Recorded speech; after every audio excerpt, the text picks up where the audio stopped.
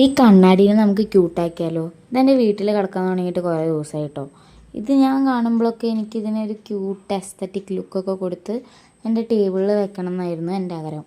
So ഞാനിതിനെ dismantle ചെയ്ത് ഓരോ പാട്ടാക്കിയിട്ട് അതിൻ്റെ കണ്ണാടിയും മറ്റേ ബാക്കിൽ ആ സ്റ്റാൻഡ് പോലത്തെ ആ സാധനവും മാറ്റി വെച്ചു. എന്നിട്ട് ഈ സാധനം ഒരു ഡാർക്ക് പിങ്ക് എന്നൊക്കെ പറയാം, ഒരു പിങ്ക്. അപ്പോൾ എനിക്ക് ആ പിങ്ക് വേണ്ട എന്നുള്ളത് കൊണ്ട് തന്നെ ഞാൻ കളർ അടിക്കാമെന്ന് വിചാരിച്ചു.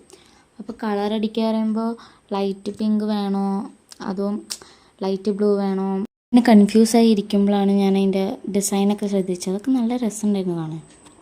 സംഭവം മെറ്റീരിയൽ പ്ലാസ്റ്റിക് ആണ്. അപ്പോൾ ജെസ്സോ അടിച്ച് ഫസ്റ്റ് കോട്ട്, അത് വൈറ്റ് ആണല്ലോ, അപ്പോൾ അത് അടിച്ചപ്പോൾ തന്നെ എനിക്ക് ഇഷ്ടമായി.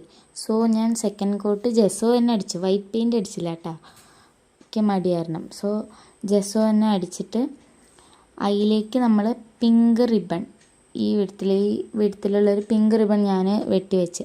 അത് ഇതിൽ കാണാൻ നല്ല പിങ്കായിട്ടില്ല, മീൻസ് ഒരു ലൈറ്റ് പേസ്റ്റൽ പിങ്കാണത്. അത് ഈ വീഡിയോയിൽ കാണാൻ അത്ര രസമില്ല, പക്ഷേ ശരിക്കും കാണുമ്പോൾ നല്ല രസമുണ്ട് കേട്ടോ. ആ ലൈറ്റ് പിങ്ക് അത് വീഡിയോയിൽ കാണാൻ അത്ര രസമില്ല. എന്നിട്ട് ആ റിബണിൻ്റെ സൈഡൊക്കെ ഞാനൊന്ന് ലൈറ്റ് റൗണ്ടൊന്ന് ആക്കി കൊടുക്കുന്നത്.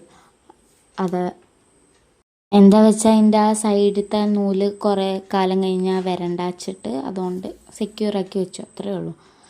ഇത് ഞാൻ അടിപൊളിയാക്കിയിട്ടൊക്കെ ചെയ്യണമെന്ന് വിചാരിച്ചതാണ്. സംഭവം ഇത് ഭയങ്കര പെർഫെക്റ്റ് സാധനമൊന്നുമല്ല. എന്താ വെച്ചാൽ ഇതിൽ കുറേ ഫ്ലോപ്പ് സംഭവം നടന്നിട്ടുണ്ട്, അത് ഞാൻ ലാസ്റ്റ് കാണിക്കാം കേട്ടോ. ഇതിപ്പോൾ റിബൺ ഞാൻ ഇതിൻ്റെ മേലെ വെച്ചപ്പോൾ നല്ല രസമുള്ള പോലെ തോന്നി, അത് കുറച്ച് ക്യൂട്ട് ആയ പോലെ തോന്നി. നമ്മുടെ ക്യൂട്ട് മിറർ ഇതാട്ടോ. ഈ ഫ്ലോപ്പായ സാധനം കാണിച്ചു തരാം.